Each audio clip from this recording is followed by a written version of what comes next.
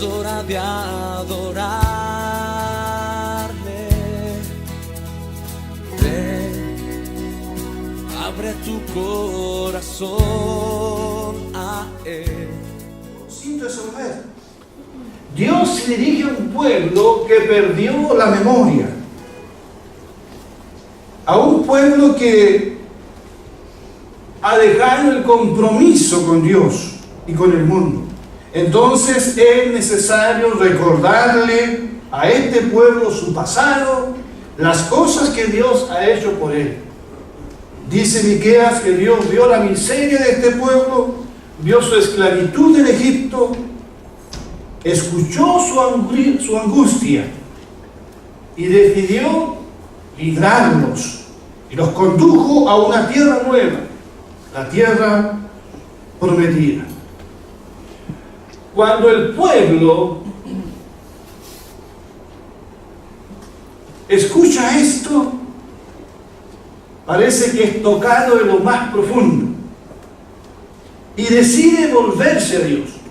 Sabe que ha fallado, sabe que ha sido ingrato, sabe que ha sido un pueblo que ha olvidado la obra de Dios. Y entonces el pueblo quiere hacer las paces con Dios nuevamente. Pero la pregunta es, ¿qué regalo le llevaremos al Señor para que Él nos acepte? La pregunta es, ¿con qué me presentaré ante Dios y adoraré al Dios Santísimo? Esta es una pregunta muy vieja, muy antigua. Es una pregunta que se ha hecho el hombre desde hace mucho, mucho tiempo. ¿Qué tengo que hacer para que Dios me acepte? ¿Con qué me presento delante de Dios? Vamos a suponer que no conocemos la respuesta. El pueblo de Judá parece que no. Y la respuesta a esta pregunta puede ser muy variada. De hecho, aquí lo dice. ¿Cuáles son las ofrendas y los sacrificios que Dios desea? ¿Cómo podré acercarme al Señor y postrarme ante el Dios Altísimo?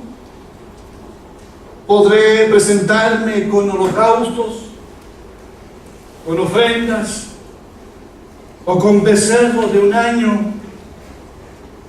¿Se complacerá el Señor con miles de carneros? Si no es suficiente uno o dos, con miles de carneros o con 10,000 arroyos de aceite. Si eso no es suficiente, entonces, ¿qué me queda? Ofreceré mi primogénito, mi hijo mayor, a Dios a cambio de mi pecado, el fruto de mis entrañas por mi pecado. Como ven, las ofrendas van creciendo, van de menos a más, porque la pregunta es desafiante: ¿cómo me presento delante de Dios?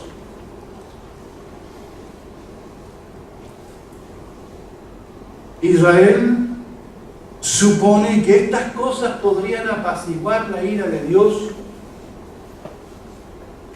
Supone que estas cosas serán suficientes para hacer las paces con Dios. Ellos suponen que este es el culto, esta es la adoración que Dios desea según ellos, pero no están seguros. Hermanos, hermanas, amigos, amigas, han pasado tantos siglos y seguimos sin entender qué es lo que Dios más quiere de nosotros. Nos hacemos cristianos, venimos al culto dominical, cumplimos con nuestros deberes como cristianos, nos portamos de manera aceptable durante la semana, y lo único que esperamos es morirnos para ir al cielo y estar con Jesús. Pero ¿es eso lo que Dios realmente quiere?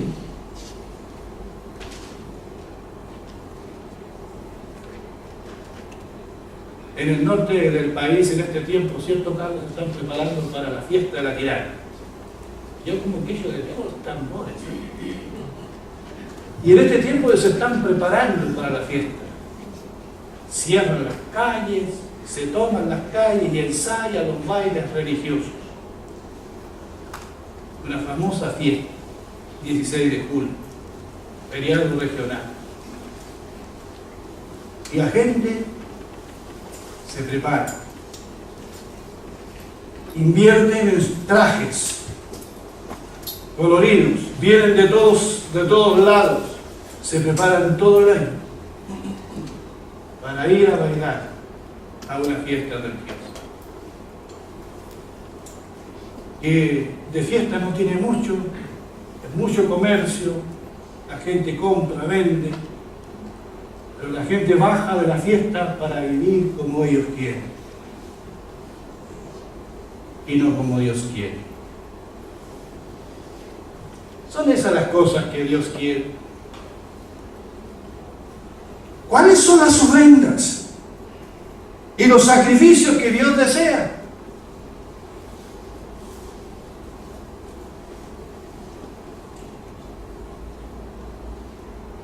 Si Dios por medio de su palabra no nos hubiese dado la respuesta, todavía andaríamos buscando esa respuesta, todavía estaríamos sin entender absolutamente nada. Pero qué bueno que Dios nos ha dado la respuesta. ¿Quieren conocer la respuesta? Bueno, ustedes la conocen. Porque Israel la conocía. La sabía, por eso el profeta dice, ya se te ha declarado lo que es bueno, tú lo sabes. No me vengas con que no conoces la respuesta. Ya se te ha dicho, le dice el profeta, ya se te ha dicho lo que de ti espera el Señor. No digas que no lo sabes. Tres cosas, por lo menos aquí tres cosas.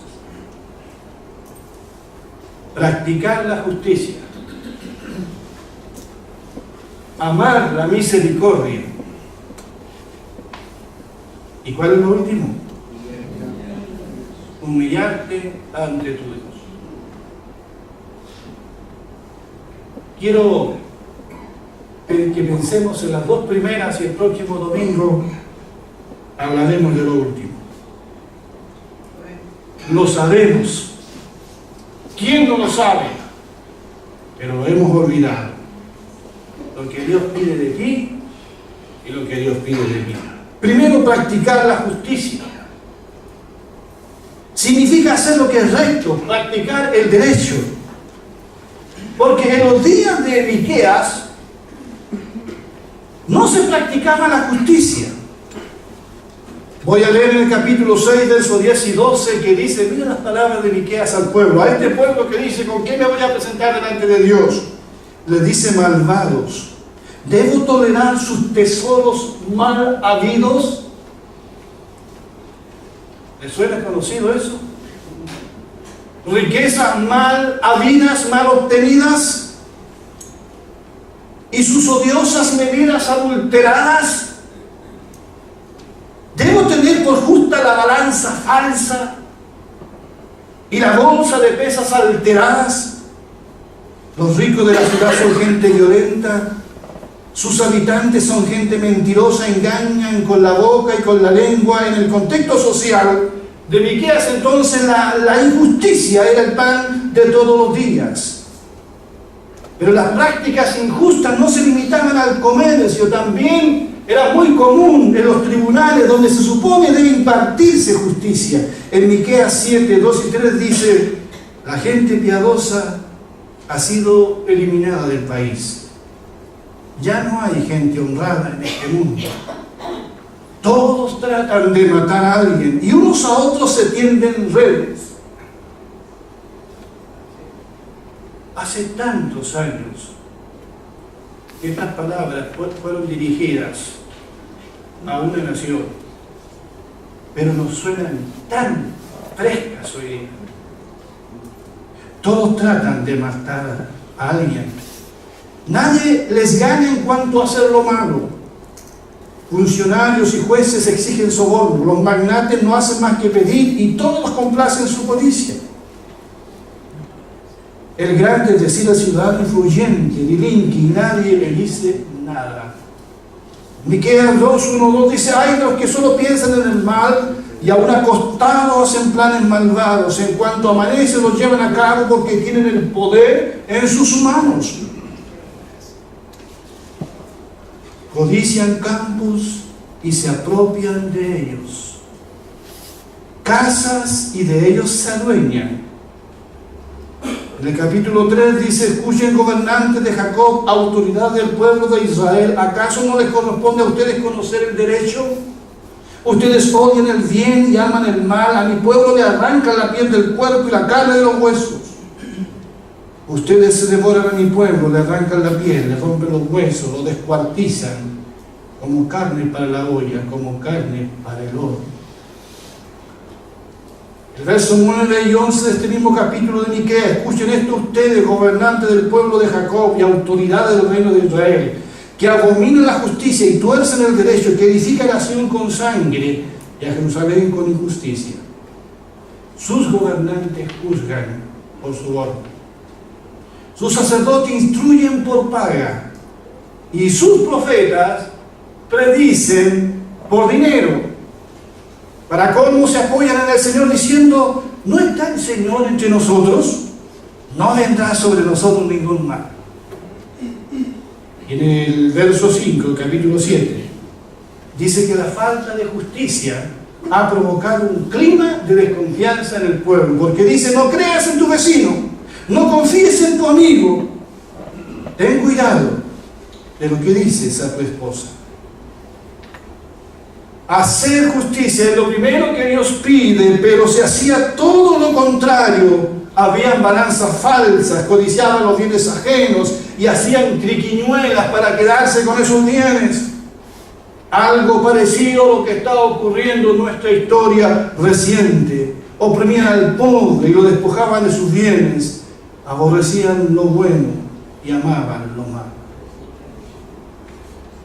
Vemos cosas parecidas en el mundo en el que estamos viviendo. Al igual que los días de Miqueas, estamos rodeados de injusticia, de un ambiente de desconfianza que pone en riesgo la desintegración de nuestras instituciones, a veces más emblemáticas.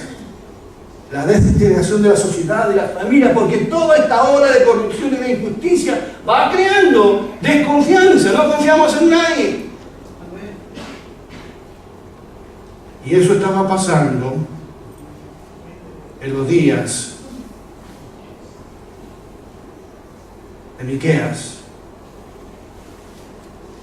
Por eso el Señor les dice: miren, ¿con qué se van a presentar? Vienen al templo. ¿Qué me van a ofrecer? No me ofrezcan becerros, holocaustos, litros de aceite. No, nada de eso será suficiente. Yo los quiero a ustedes, dice el Señor. Yo los quiero a ustedes practicando la justicia. Esa es la mejor ofrenda, la mejor adoración que nosotros podemos ofrecer al Señor. ¿Cuántos dicen amén a eso? Vemos cómo se practica el nepotismo, los abusos de poder, la corrupción. Y no solo en la política, hermano, sino también en la iglesia.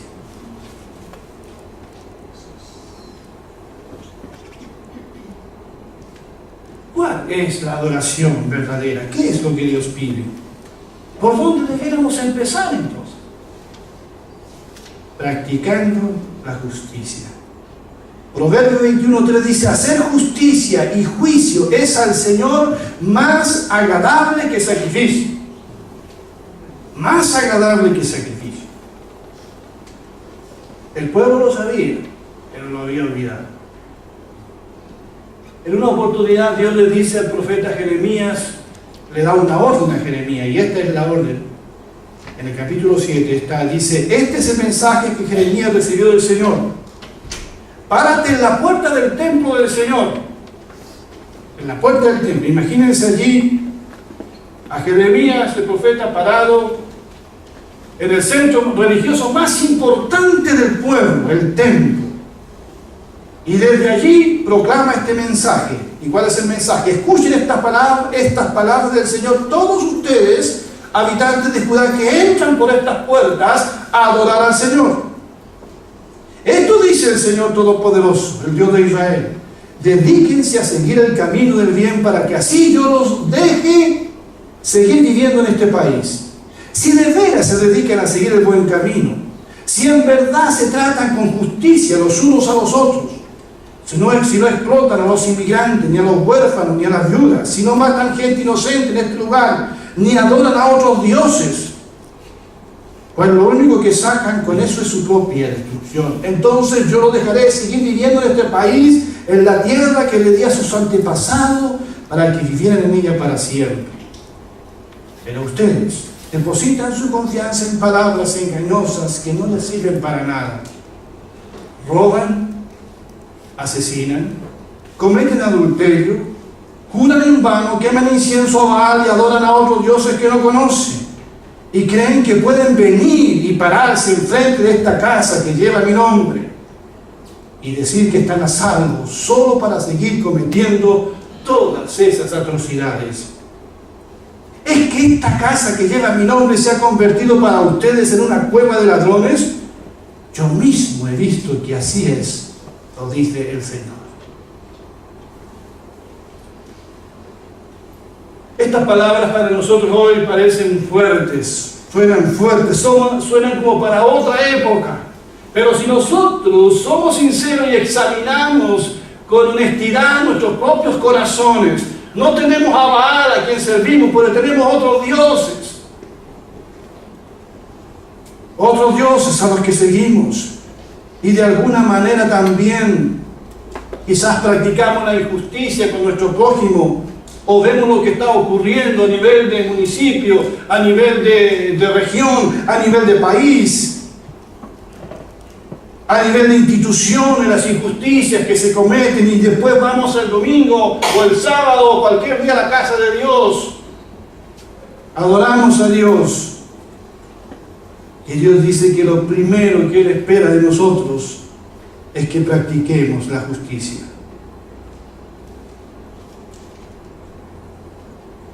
Lo segundo, dice, es amar la misericordia. Nuestro Dios es un Dios muy misericordioso. Amén. Y el libro de Miqueas termina justamente destacando la misericordia de Dios. En el verso 18 al 20 del capítulo 7 dice: ¿dónde hay otro Dios como tú que perdona la culpa del remanente y pasa por alto los pecados de su preciado pueblo? No seguirás enojado con tu pueblo para siempre, porque tú te deleitas en mostrar tu amor inagotable. Volverás a tener compasión de nosotros. Así es, Dios es un Dios lleno de misericordia. Dice la palabra del Señor en otra parte que por la misericordia de Dios nosotros no hemos sido consumidos. Pero Israel que fue beneficiario de la misericordia de Dios, olvidó practicar la misericordia. Estaban pasando muchas cosas injustas alrededor, pero cerraron su corazón y no mostraron misericordia con los que estaban siendo abusados, atropellados y robados. Pensaron que con ir al templo y ofrecer ofrendas y sacrificios Dios se conformaría, pero no era así. Por eso el Señor Jesús, citando al profeta Oseas, en más de una ocasión dijo el Señor Jesucristo: misericordia quiero y no sacrificio. Eso fue lo que dijo. Y una de las veces que lo dijo fue cuando fue a la casa de Mateo, Y lo empezaron a criticar porque había ido a comer con un hombre, según la gente de su tiempo, un hombre muy pecador. Pero Jesús le dijo: misericordia quiero y no sacrificio. Y el Señor Jesús también dijo: bienaventurados los misericordiosos, porque ellos alcanzarán misericordia. Hermanos y hermanas, somos llamados a tener un corazón profundamente compasivo, porque ese es el mejor regalo, la mejor ofrenda, la mejor adoración que nosotros podemos ofrecer a nuestro Dios, que es compasivo. Somos llamados a amar misericordia. Y las oportunidades para mostrar la misericordia están a la vuelta de la esquina, a la orden del día. Visitar y orar por un enfermo, escuchar a quien nos quiera contar sus problemas, porque como decíamos ayer a las mujeres, hay mucha gente sola. Ayudar a quien está sin trabajo, a conseguirle uno, visitar a las niñas, por ejemplo, del hogar de la Pintana, ponernos al lado de las personas que sufren y son maltratadas. Eso es la ofrenda que Dios quiere. Con esa ofrenda debiéramos venir cada domingo a adorar al Señor. Con la ofrenda de la justicia y de la misericordia. Pero aquí dice que no solo somos llamados a practicar la misericordia, también somos llamados a amar la misericordia. Eso dice la Reina Valera, dice amar misericordia. Otra versión dice amar la misericordia. O sea, ¿qué significa eso? Desear profundamente practicar la misericordia. A eso se refiere. Que nos guste hacerlo. No porque me sobra tiempo, no porque me sobra un recurso, sino porque mi corazón se inflama de compasión y de misericordia. De eso se trata, no solamente de hacer un acto de misericordia, sino que tu corazón esté puesto allí y ames hacer eso. ¿Cuántos dicen amén? Amén.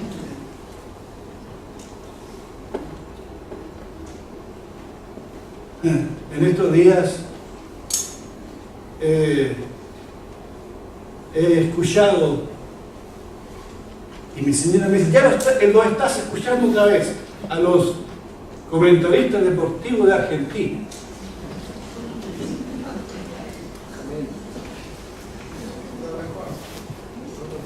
Y hay una frase que ellos han usado mucho, y parece que es de origen argentino esa frase también. Y pensaba en esa frase que ellos usan, y es pecho frío. Pecho frío. Y busqué a qué se referían con ser pecho frío, y encontré esta definición. Pecho frío es alguien que no pone pasión en lo que hace, que no se arriesga, que no se juega, que no le pone ganas y que no siente deseo de superarse, que le da lo mismo ganar o perder. Y acusan a ciertos jugadores de ser pecho frío, ¿verdad? Que han ganado todo el oro del mundo y no les interesa. Pecho frío. Y yo pensaba en este concepto de ser pecho frío, y yo decía: Señor, quizás yo soy pecho frío contigo. Soy un cristiano pecho frío. Y mi pregunta en esta mañana es: ¿amamos ser misericordiosos o somos pecho frío?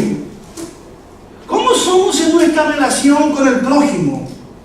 ¿Nos duele todo lo que está pasando? ¿Cómo somos en nuestra relación con Dios? ¿Somos pecho frío?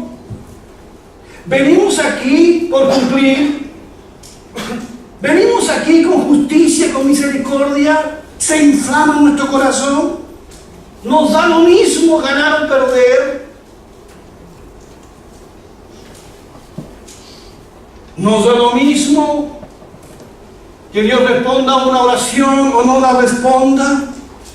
Nos da lo mismo la situación del hermano o de la hermana. Nos da lo mismo la situación del país. ¿Somos pecho frío nosotros?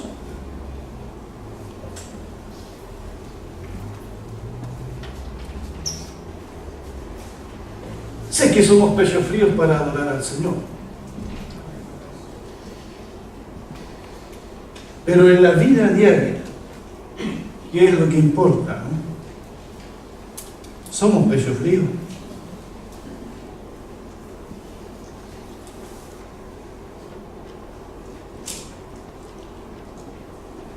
¿Con qué me presentaré delante del Dios Altísimo? ¿Con qué podré acercarme al Señor? ¿Con qué has venido hoy aquí? Hemos venido con ofrendas de justicia y misericordia. En Hebreos 13, 15 al 16, dice: así que ofrezcamos continuamente a Dios por medio de Jesucristo un sacrificio de alabanza, es decir, el fruto de los labios que confiesan su nombre. Este verso nos habla de la adoración y la alabanza que debemos rendir al Señor. Debe ser un sacrificio de alabanza, poniendo lo mejor de nosotros, todo nuestro cuerpo y nuestro ser, reconociendo lo que Dios ha hecho, sin olvidar como ese pueblo lo que Dios ha hecho con nosotros. Puede que ahora alguien no la esté pasando muy bien, pero nunca olvides que Dios siempre ha sido bueno contigo. Y en la vida nuestra hay momentos buenos y malos, pero Dios ha sido misericordioso. Así que Él merece mi adoración. Él merece que cuando yo llegue aquí no sea pecho frío, sino que mi corazón sienta adorarlo. Pero no es eso suficiente, porque el verso 16 dice: no se olviden de hacer el bien, o sea, la justicia, y de compartir con otros lo que tienen. La misericordia es esa, porque estos son los sacrificios que agradan a Dios. Así que no es solo el Antiguo Testamento, el Nuevo Testamento también lo dice. Lo dice. ¿Con qué nos vamos a presentar delante de Dios? Justicia, misericordia. El próximo domingo hablaremos de la humildad delante de Dios. Que Dios bendiga su palabra. Amén. Si no traemos esta ofrenda al Señor, lo demás, como dije en una iglesia, es shimushina. Eso es lo que Dios quiere. Nunca olvides eso. Que Dios bendiga su palabra.